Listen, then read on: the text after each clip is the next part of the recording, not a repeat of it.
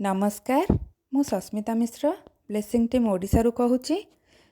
आमे जो पुस्तक विषय आलोचना करुथिले ताहा हेला जोनाथन लिविंगस्टन सीगल एवं जहार लेखक हेउचंती रिचर्ड पार्क एवं यहा हेउची द्वितीय अध्यायर ऑडियो नंबर 7। ताहले चलंतु पुस्तक भितर को जिबा। जेपर्यंत से माने फेरिले अंधार हो जाइथिला। अन्य सीगल माने निजर सुनेली आखिरे विस्मय सहित जोनाथन को देखिले, कहीं से माने ताकू से जगारू गायब हेबार देखिथिले जेउठी से एते दिन हेब थिला। से तांकर स्वागत क बस गोटे मिनिट पई स्वीकार कला कि मु एठिकी नुआ नुआ आसीची, मु एबे आरंभ करूची आ मते तुम मानकठरू बहुत किछि शिखिबार अछि। मु से कथा पई भाबुची। जॉन सलिवन पाखरे ठिया होई कहिला, मु 10,000 वर्षरू देखि आसुची। तुम भितर शिखिबाकू नहीं अन्य सामुद्रिक पक्षी तुलन रे डर कम अछि। दलर समस्ते नीरव होई गले। जदि तुमे चाह तो आमे समय अनुसार काम करिबा आरंभ करि परिबा, चियांग कहिला। जेपर्यंत तुमे अतीत आउ भविष्यतरू बाहरिबा शिखि न जाओ आउ पुणी तुमे सबुठु मुस्किल आउ सबुठु ताकत भरा आउ सबुठु बेसी मजादार पहेली को आरंभ करिबा पई तरकीब न होई जिवो, तुमे उड़ीबा पई दया एवं भल पाइबार माने बुझिया पई रेडी होई जिवो। गोटे मास बीतीगला। ताहा भितरे जोनाथन बेगरे शिखिबाकू लागिला। से अन्य पक्षी मानकठू बहुत जल्दी शिखि जाउथिला आउ मुखियार विशेष शिष्य बनी जाइथिला। नुआ नुआ विचार को एमिति ग्रहण करुथिला जेमिति गोटे कंप्यूटर से। हेले पुणी से दिन आसिला जेबे चियांग गायब होई गला।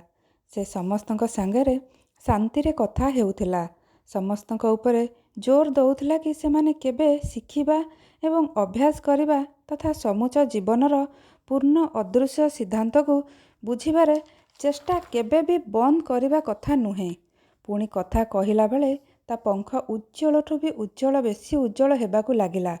शेषरे एते चमक आसिला जे कौनसी सामुद्रिक पक्षींकर नजर ता उपरे पड़ी पारिला नहीं। एते जोर लाइट होई गला शरीर चियांगर। जोनाथन से कहिले, आउ एईटा तांकर शेष शब्द थिला। भल पाइबा उपरे काम करुथिबो, समस्तंको भल पाइबो आउ भल पाइबा बांटिबो। जेबे से आउ थरे देखिबाकू लागिले चियांग गायब होई जाइथिला। जेमिति जेमिति दिन बीतुथिला जोनाथन पाइला कि से केबे केबे से दुनिया विषय रे भाबिबाकू लागुथिला जेउठु से आसीथिला। जदि सेठी तार खाली 10 भाग बा 100 भाग जणा थांता जहा से एठी जानिथिला, ताहले जीवन केते अधिक अर्थपूर्ण होई जाई थांता। से बाली रे ठिया होई भाबिला कि सेठी किए तो गोटे सामुद्रिक पक्षी होइथिबो जे निजर सीमा भितरू बाहरी आसिबा पई संघर्ष करुथिबो, जे एहा देखिबा चेष्टा करुथिबो कि उड़ीबार माने कौनसी डंगार रुटीर खंड पाइबा पई यात्रा करिबा नुहे। एमिति भी होई पारे किए एमिति जहाकू दलरे सत कहिथिबारु दलरू बाहर कर दिया जाइथिबो। आउ हेला एहा कि जोनाथन जेते अधिका दयार सबक शिखिबाकू अभ्यास करुथिला, जेते अधिका से प्रेमर स्वभाव को जानिबाकू प्रयास करुथिला, सेते अधिक निज भितरे पृथ्वी को फेरी जिबार इच्छा बढ़ी बढ़ी जाउथिला। काहेकि ना निज अतीतरे जोनाथन सीगल जेते कि एकाकी थिला, से गोटे प्रशिक्षक बा गोटे गुरु हबा पई जन्म नेइथिला एवं भल पाइबा प्रकट करिबा तार निजर तरीका खाली गोटे थिला। जो सत्य से देखिला तार किछि भाग से सीगल को दबा पई, जे सत्य को देखिबा पई गोटे मौका चाहुथिला। सलिवन जे एपर्यंत विचाररू भी बेसी गति उड़ान रे माहिर होई जाइथिला एवं अन्य को शिखेइबारे साहाय्य करुथिला, से संदेह प्रकट कला। जॉन, तुमको गोटे थर दलरू बाहर कर दिया जाइथिला, तुमको कौन लगुची कि तुमर पुराना समयर सीगल एबे तुमर कथा सुनिबे? तुमको से ढग तो जणा थिबो, आउ सेईटा सत भी जेउ सीगल जेते दूर उड़े से सेते दूर पर्यंत जाय देखि पारे। जेउठु तुमे आसीथिल सेठिका सीगल जमीरे ठिया हेइचंती, पाटी करंती, चिल्लांती आउ निज भितरे लढ़ंती।